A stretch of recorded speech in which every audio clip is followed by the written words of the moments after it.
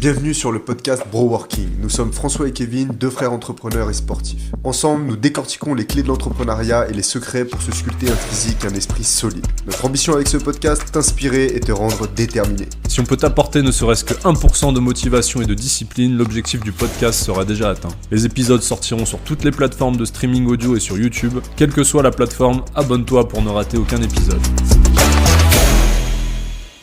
Je viens de voir, je sais pas si t'as vu là ce matin l'espèce de salut nazi de Musk. J'ai vu ça ce matin sur LinkedIn. Non, j'ai pas vu, il a fait quoi? Il a fait une dinguerie? Ouais, apparemment il a fait un salut nazi. Ouais, ok. C'est bien, c'est nickel. T'as vu ou pas? Non, j'ai pas vu, je suis en train de regarder du coup. Non, moi j'ai vu là que ça faisait quelques jours qu'il... Enfin, là, il y a eu l'investiture de Trump il y a quelques jours, là, du coup, quand sera diffusé le podcast, il y a 2 jours, quoi. Ouais.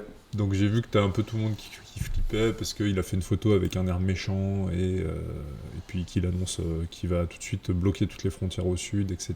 Mais par contre, effectivement, j'avais pas vu la photo d'Elon Musk, putain. C'est quoi cette dinguerie? La photo. Elon Musk, accusé d'avoir fait un salut nazi, dénonce un coup tordu. Oui, bon, j'imagine que... Ah oui, il a tendu la main sur le cœur et ok, ouais, bon, c'est un peu maladroit. Ah, c'est de la provoque. Ouais, on dirait que sur ça... Ouais. Mais en fait, c'est là où il va falloir qu'ils soient chauds, tous les deux, là, parce que bon, j'ai l'impression qu'ils font un tandem, c'est de pas faire de faute, parce que je pense qu'ils vont être poussés à la faute constamment, tu sais. Je pense il faut pas qu'ils pètent un câble, quoi, parce que, putain, entre l'autre qui se prend des tentatives d'assassinat et ça commence à partir comme ça, là.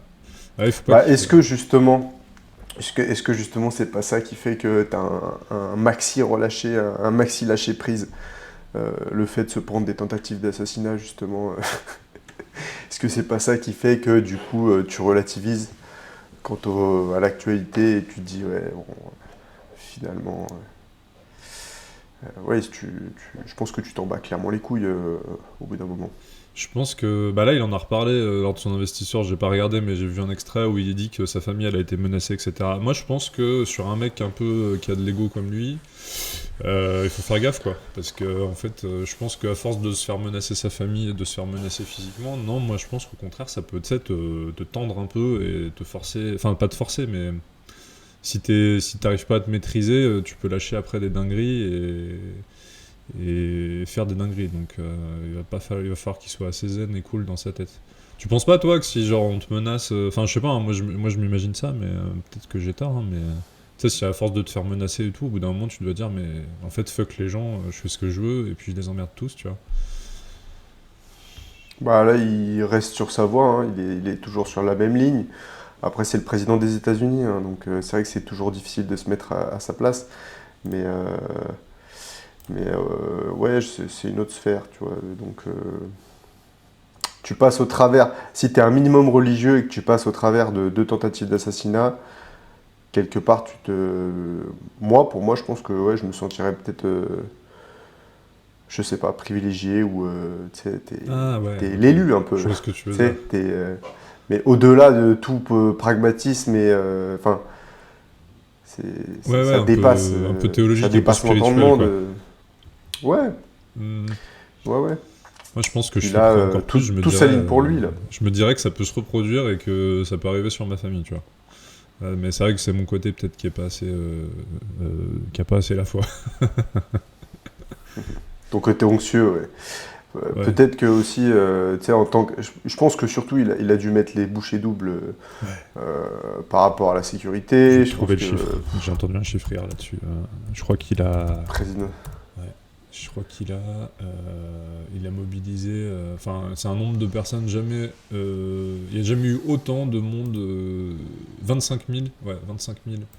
Je crois qu'il n'y a jamais eu autant de policiers, de militaires mobilisés pour protéger la Maison-Blanche, parce que je sais pas si tu te souviens, lorsqu'il avait perdu aux dernières élections, la Maison-Blanche, elle s'était fait envahir, tu te souviens ? T'avais le Capitole et la Maison Blanche qui s'étaient fait envahir.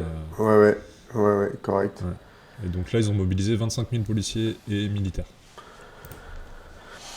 Ouais. Ouais, un petit régiment, Régiment, gros régiment. ouais, c'est clair. C'est clair.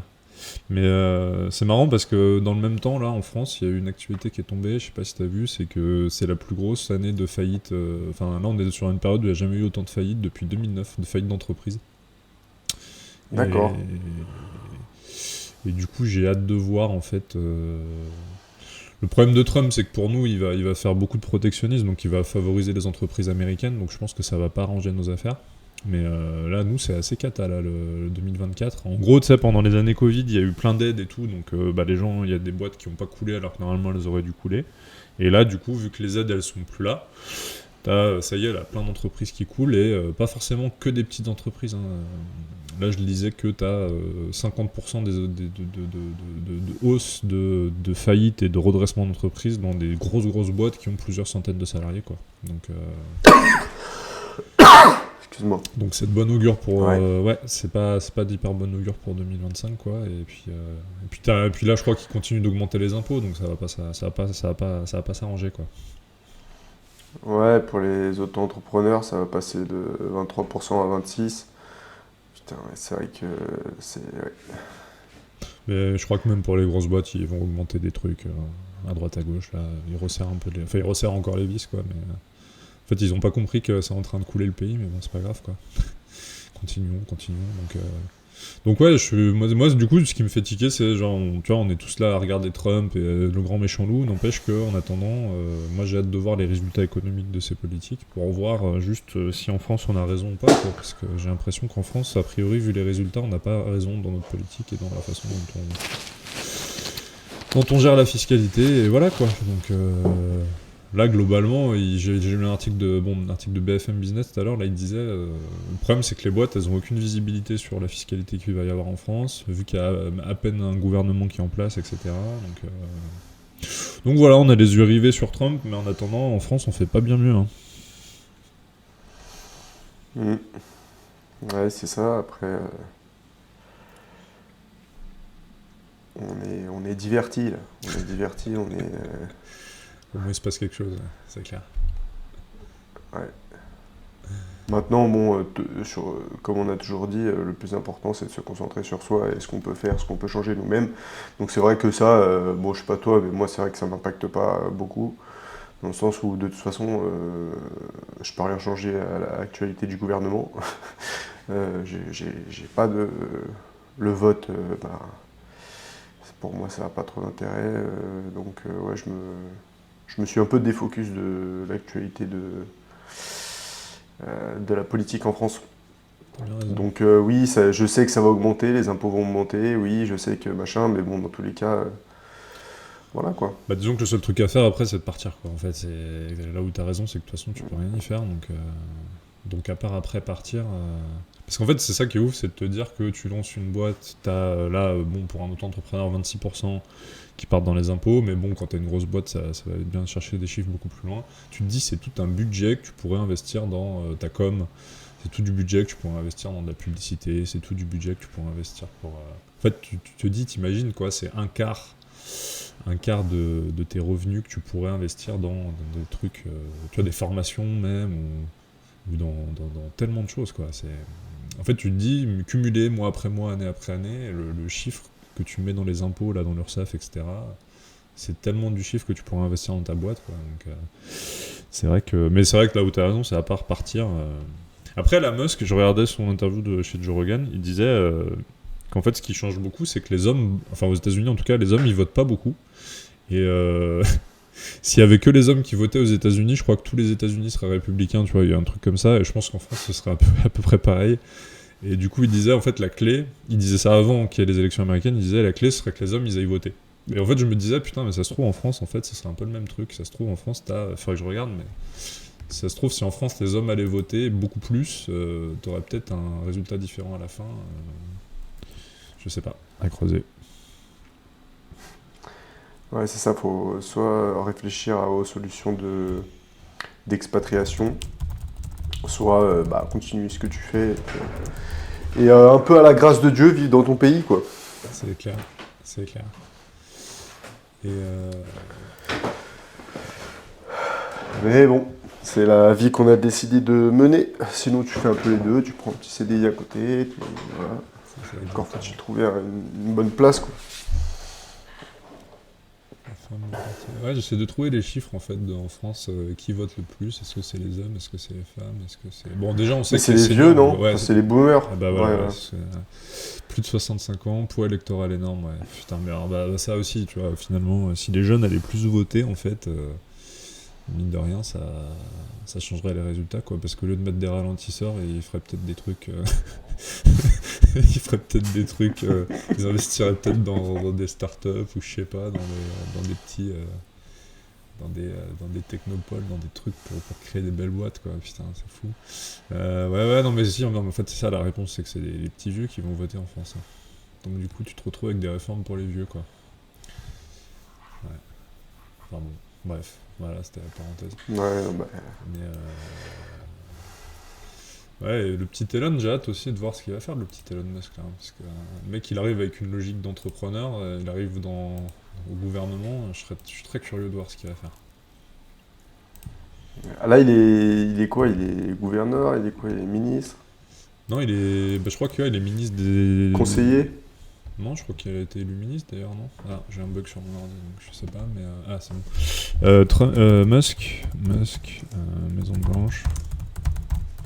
Non, pour moi, il est ministre. C'est un conseiller, non? Moi, je crois qu'il est carrément ministre. Hein. Si je dis pas de bêtises, hein, mais obligation, unité du genre. Pour moi, il est ministre et il est chargé justement de regarder un petit peu de regarder comment est-ce qu'il peut réduire les coûts et optimiser les performances en fait les performances du gouvernement et supprimer des emplois fictifs en fait. C'est ça l'idée, hein, je crois. Mais ouais, bon, je sais pas. En tout cas, j'ai hâte de voir ce qu'il va faire en termes de. Encore une fois, parce qu'il a un CV qui est vraiment intéressant. Donc, il y a sa photo, il y a sa photo en train de faire son salut là, partout, putain. Apparemment, ouais, il a été nommé à la tête d'un département. Mais c'est un peu flou, ça reste flou. Département de l'efficacité gouvernementale. Voilà, c'est ça. Ouais. Ah oui, un futur ministère de l'efficacité gouvernementale. Ouais, il va créer un ministère pour lui, quoi. Ouais, en gros, il va être manager du. Il va arriver, il va manager tout le monde, quoi. Voilà, c'est plus un rôle de. Ouais. Il va vérifier les notes de frais, je pense. Il va virer des gens. Il va virer, je pense qu'il va virer la moitié des gens, ouais. Il va faire un plan social du gouvernement, en fait.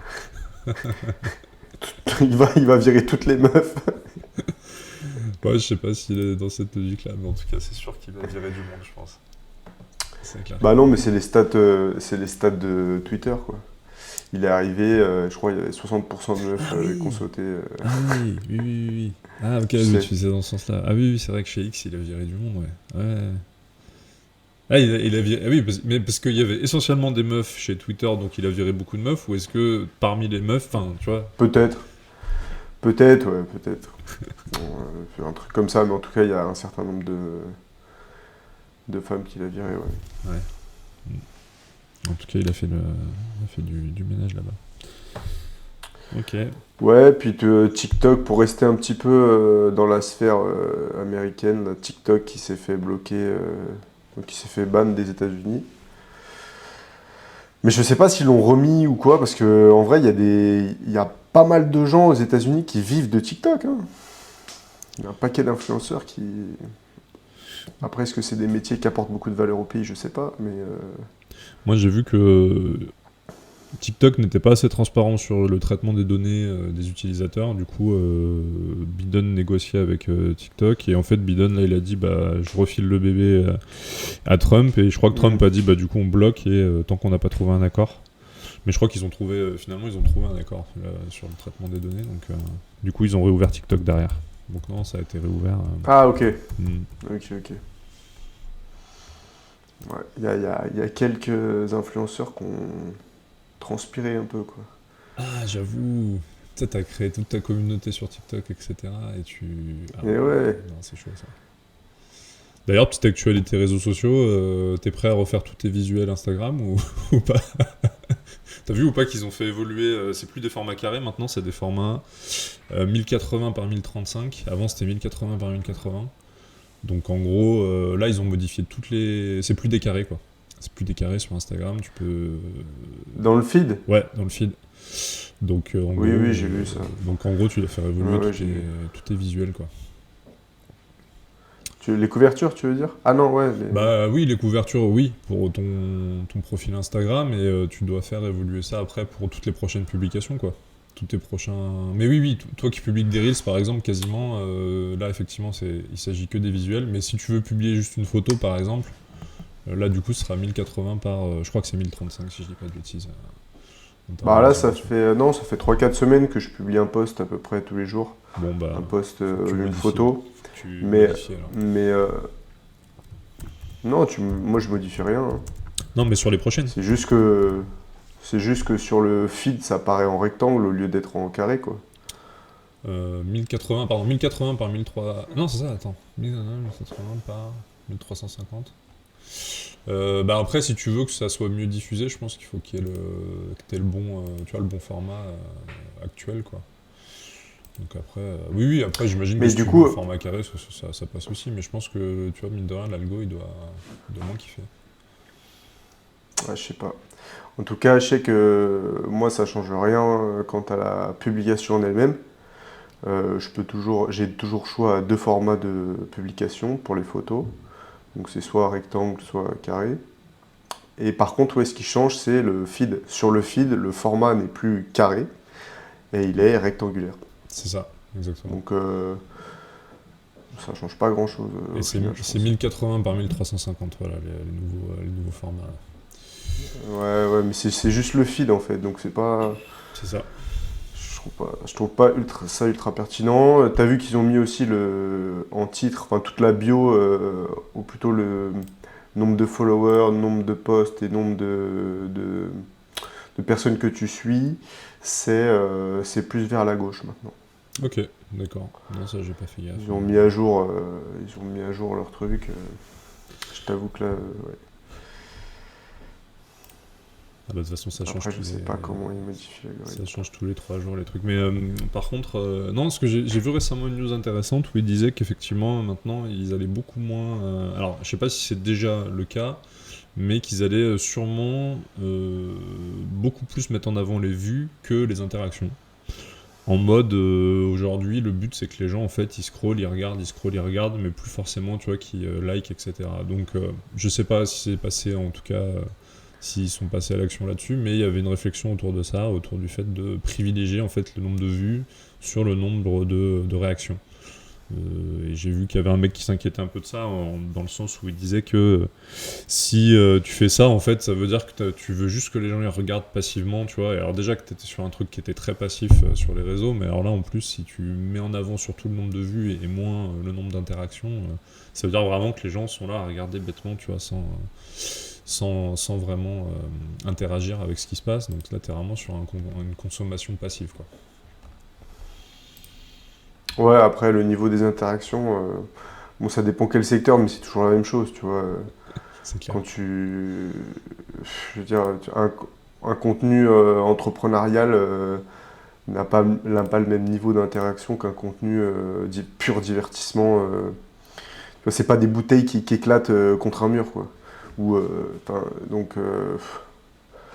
moi, je pense, je sais pas ton avis là-dessus, mais moi, je me dis que en soi, qui privilégie plus le nombre de vues ou le nombre d'interactions, dans tous les cas, le mec qui veut passer du temps et tuer son temps sur l'application, il le fera. Et le mec, au contraire, qui veut investir son temps et qui veut rechercher par curiosité à enrichir sa culture, ou, voilà, bah, il le fera aussi, tu vois. Donc ça va juste creuser l'écart, en fait, entre ces deux types de profils, je pense. Ouais, je suis d'accord avec toi. Après, c'est jamais noir et blanc, donc Bah, c'est comme tout Mais, outil, quoi. Il y a mais des gens qui vont faire un bon usage et puis des gens qui vont faire un usage de ouais, merde, quoi. ouais. Donc ensuite, qui privilégie les vues. Après, en tant que créateur, est-ce que nous, ça va nous impacter? Bah, c'est pareil. Nous, au final, on cible des gens qui ont envie de se transformer, qui ont envie de faire quelque chose de leur vie. Donc peut-être que ça va même plus nous servir qu'autre chose au final, tu vois. Tous les Mongols qui veulent que des vues, ils vont se casser voir des vues, et puis ceux qui veulent interagir. Mais ouais, c'est vrai que à la base, ils privilégient les interactions, ils privilégient les commentaires, ils privilégient les. En fait, non, mais c'est pas ça qu'ils privilégient, c'est le temps passé sur la publication. Donc parce que ils vendent du temps Le temps de d'attention. l'attention, donc.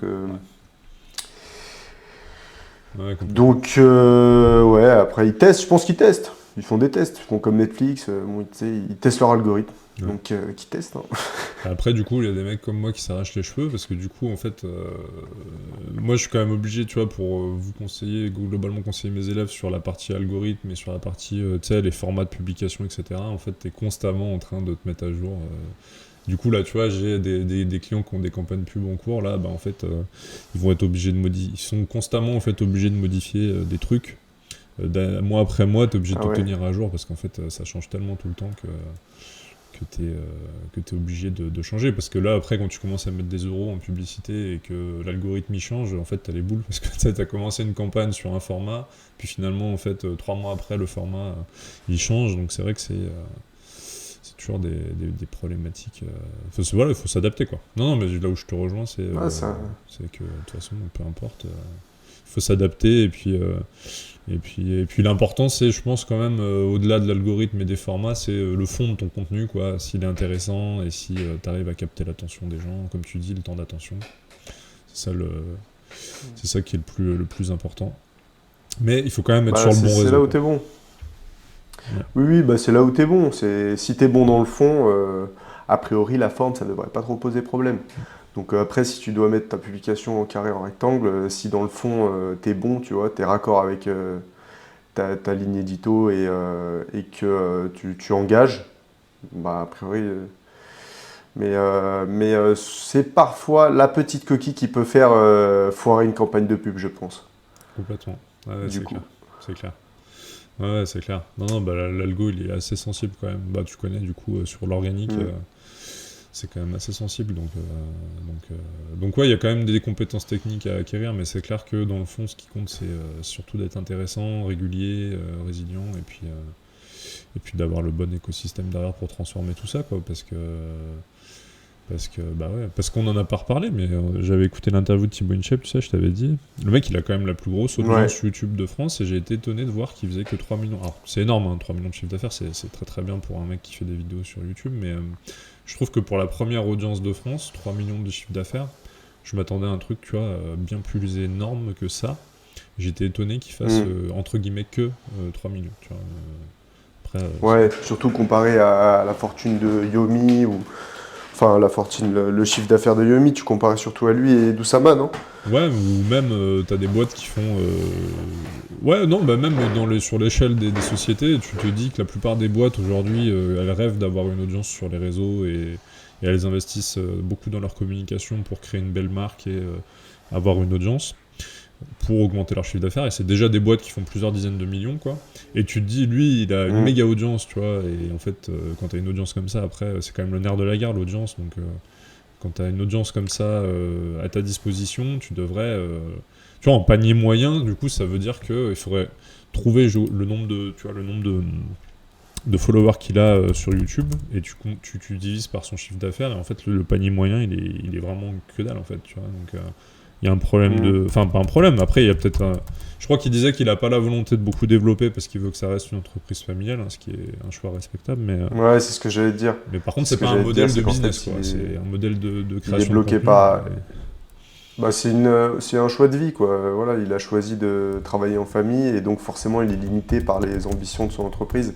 Parce que sinon, s'il veut être plus performant, il doit virer les gens de sa famille. Donc, forcément, ça coince. C'est ça qui coince, je pense. Ouais, est-ce que tu peux pas garder les gens de ta famille? Après, bon, s'il a pas envie de faire plus, il a pas envie de faire plus, quoi. Mais c'est vrai que tu te dis, tu peux garder des gens de ta famille et peut-être faire plus, quoi, je sais pas. Mais bon, après, c'est s'il a envie, quoi. S'il a pas envie. Tu vois, il a 24 millions, Ouais. il a 24 millions d'abonnés, donc il est même pas un euro par abonné. Après, il a des vieux abonnés, c'est-à-dire qu'il y a des gens qui sont abonnés à sa chaîne depuis peut-être, je sais pas, ça fait combien de temps qu'il a lancé sa chaîne, ça fait peut-être 15 ans. Mais ouais, il a un panier moyen qui est vraiment pas ouf du tout, quoi. Ou même les. Je trouve que même les. Même s'il fait des placements produits, etc. Je sais pas. Je trouve qu'avec 24 millions d'abonnés, t'as tellement de trucs à annoncer. Ouais, Ouais. c'est vrai que c'est ouf, quoi. Parce que tu peux te lancer dans n'importe quel projet à 24 millions d'abonnés, tu peux vendre, même j'ai envie de te dire, tu peux vendre mais tout et n'importe quoi, quoi. Tu peux lancer des applis, des logiciels, des sites internet, du e-commerce. Ouais, c'est vrai. Tu peux lancer un max Ah, de là, il trucs, quoi. tourne avec. Ouais, il tourne avec. Il a quoi? Il a sa boîte de compléments alimentaires, sa boîte de coaching et Il a lancé sa une appli, marque je de crois. vêtements. Ouais, marque de vêtements. Je sais pas s'il a pas lancé une appli Ouais, avec appli des de programmes en coaching. ligne. Ouais, c'est ça. Ouais, Ouais, ouais, ouais. ouais. Il a ses programmes en ligne. Alors maintenant, je crois qu'il essaye de faire grandir son marché à l'international. Donc peut-être qu'il va vendre ses compléments alimentaires. Et je pense que c'est ce qu'il essaye de faire, vu qu'il commence à parler un peu en anglais et tout dans ses vidéos. Ouais, mais bon, du coup, tu te dis, si t'as déjà 24 millions de personnes, la priorité, c'est peut-être de. Après, moi, je dis ça, c'est pour lui. Après, lui, s'il a pas envie de faire des trucs comme ça, il fait pas. Mais ce que je veux dire, c'est quand t'as une audience qui est déjà méga importante comme ça, le but après, c'est de la monétiser. T'as pas besoin d'aller grossir Ah, encore ton j'avoue. audience encore plus, alors que déjà, tu monétises pas ton audience actuelle, quoi. C'est un peu ça qui est bizarre, mais bon, après, c'est un choix perso. Mais c'est vrai que tu te dis le nombre de marques qui rêveraient d'avoir ne serait-ce qu'un million de followers sur YouTube, d'audience, et pour doubler leur chiffre d'affaires, et au lieu de faire 60 millions, de faire 120 millions, tu vois, enfin je sais pas, et là tu te dis lui il a Mm. 24 millions, il fait que 3 millions de chiffre d'affaires, c'est vrai que je pense que t'as des boîtes qui doivent, ça doit rendre fou, quoi. Mais ouais, mais c'est ce que tu disais, c'est un youtubeur, donc son métier c'est faire du contenu. Ouais. Maintenant, c'est vrai que est-ce que quelque part, dans tous les cas, euh, il va pouvoir jouer sur ses abonnés à tout moment? Est-ce qu'il va pas pouvoir justement s'en servir? Bah, je sais pas, moi, s'il atteint les 30 millions d'abonnés, est-ce que là, à tout moment, en fait, il peut lancer un truc Puis il est jeune. qui marche très fort? Puis il est jeune en plus, attends, il a quel Ouais, il est âge? jeune, ouais. En fait, le mec il a toute sa vie après pour la Ouais. monétiser. Ouais, il a 33 ans, donc en vrai, c'est vrai qu'il a le temps de pouvoir monétiser tout ça. Mais après, oui, comme il disait dans l'interview, c'est vrai que du coup, ça lui demandera de bien s'entourer, et ça, c'est un challenge qui est pas facile, quoi. De trouver un mec qui va t'aider à fructifier tout ça. Mais du coup, peut-être que Yomi va l'aider, hein, parce que du coup, Yomi, tu vois, qui a une audience, Yomi Denzel, il a une audience qui est genre 10 000 fois inférieure, quoi. Lui, il fait 80 millions. Je Ouais. je t'avais dit combien? 80 millions à l'année? Ouais, sûrement, ouais, un truc comme ça. C'est énorme. Ben voilà, tu vois, typiquement, pour une audience comme ça. 90 millions. Attends, je vais peut-être te dire une bêtise, je vérifie tout en même temps. Du coup, il a un million d'abonnés, Yomi Denzel, ce qui est déjà énorme, hein. Et là, si je cherche Oui. chiffre d'affaires, il a 1 million d'abonnés. Et première stat que je trouve, c'est que lui, il fait 1 million de chiffre d'affaires en une journée. Donc en gros, il ferait non, 30 millions par mois. Non, je pense qu'il fait pas autant. Fortune de Yomi Denzel. Combien s'élève sa fortune? Après, la Parce que, fortune, moi, je m'en mais c'est quoi fous. son. Mais c'est ouf, parce que c'est quoi son business à lui? Il a quoi comme business? Bah, lui, il fait du e-commerce, hein. Il fait du e-commerce et il fait de la formation. Ok. Ouais, ok, en une journée, en Putain, c'est 2019, ouf. il a fait truc. Lors d'un podcast publié en 2024, il a indiqué qu'il générait entre 2 et 3 millions par mois. Donc en fait, c'est ça, voilà. Donc 2 et 3 millions par mois, t'es sur 30 millions. Ouais, c'est ça, t'es sur 30-40 millions par an. Bah là, je trouve que Ah, c'est c'est déjà pas plus 90 cohérent, quoi. millions. Non, non, c'est pas 90. Mais Ouais. en tout cas, là, c'est déjà plus cohérent, quoi. T'as 1 million d'audience sur YouTube 30 millions. et tu fais 30 millions. Ouais, mais ça, c'est du CA. Oui, oui, c'est Ah du oui, oui, CA. mais moi, bah, de toute façon, il parle en CA, hein. Thibaut Inchep aussi, ouais. Thibaut Inchep aussi parle Ouais, en ouais. CA, ouais. Ouais, ouais, complètement. Ah oui, moi je parle Ok, en chiffre ok. d'affaires depuis tout à l'heure. Après, il y a d'autres chiffres, mais. Bon, en tout cas, Ouais, voilà, parce que en e-commerce, 30 millions, au final, faut voir le bénéfice, tu vois. bien sûr. Ah, complètement. Complètement. Mais bon, oui, oui, bah moi de toute façon, depuis tout à l'heure, je peux parler en chiffre d'affaires, hein, Ouais. mais en tout cas, ça montre que ta capacité de vente et, tu vois, après, derrière, évidemment, il y a les marges et tout à regarder, mais là, en l'occurrence, déjà, tu as 24 millions d'audience, putain, je trouve ça incroyable de faire 3 millions, quoi, mais bon. Après, c'est... Écoute, il a 33 ans, je pense qu'après... Mais par contre, si un jour il s'y met vraiment sérieusement, il peut vraiment tout déchirer, quoi. C'est... Le mec... Ou même... Ouais, voilà, c'est ça, mais lui, je crois qu'il a des aspirations politiques. Il en avait parlé. Ça m'intéresse, c'est peut-être notre futur président. Hein. Thibaut président. Oui, c'est vrai que t'as raison, dans l'interview, il dit qu'il aimerait peut-être faire de la politique. Hein, ouais, c'est vrai. Bah... pas si déconnant que ça, hein. C'est genre le futur Bernard Tapie, tu vois, c'est genre de... Le nanar. Après, vu que là, c'est vrai que... Bon, ouais, j'étais en train de regarder... Il me fait rire, moi, Thibaut InShape. Il me fait rire, c'est un bon... Ouais, 2023. Non, j'étais en train de regarder par curiosité. Tu sais, Mr V, il a lancé son truc de pizza, là. Ouais. Juste par curiosité, en fait, j'aurais aimé trouver le chiffre d'affaires de ce truc-là. Parce que tu vois, je pense que Mr V, pour le coup, il a une audience qui est moins importante, mais ne serait-ce qu'avec ces histoires de pizza et de trucs, je pense qu'il fait... Tu vois, il doit faire un peu de chiffre, mine de rien, avec ça. Tu vois, il fait 2 millions en 2023. Bon, il fait à peu près le même chiffre. Bah, tu vois, bah, typiquement, Mr V, il fait 2 millions. 1,9 million en 2023. Je pense que là, en 2025, il doit faire un peu plus. Donc, en fait, tu te dis, Mr V, il a une audience de combien, Mr V, sur YouTube ? Il a 6 millions d'abonnés, tu vois. Il a 4 fois moins d'abonnés que Thibaut InShape. Et il fait quasiment le même CA, quoi. Enfin bon, voilà, c'était une petite analyse. C'était rigolo, je trouve, d'avoir ce chiffre. Ok. Ouais, c'est intéressant. Hein. C'est intéressant. Ça roule. Bon, bah écoute, je sais que t'as fort à faire. Si tu veux, on se fait un court épisode de 30 minutes et puis on se rattrape sur le prochain. Ouais, bon, on peut faire ça, ouais. Nickel. Et bah écoute. Est-ce que t'avais une recommandation, un truc avant de finir ? Peut-être. Une reco, bonne question. Bonne question.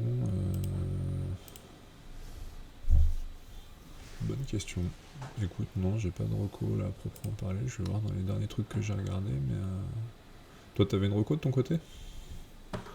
Non, je vais poser la question comme ça pour savoir.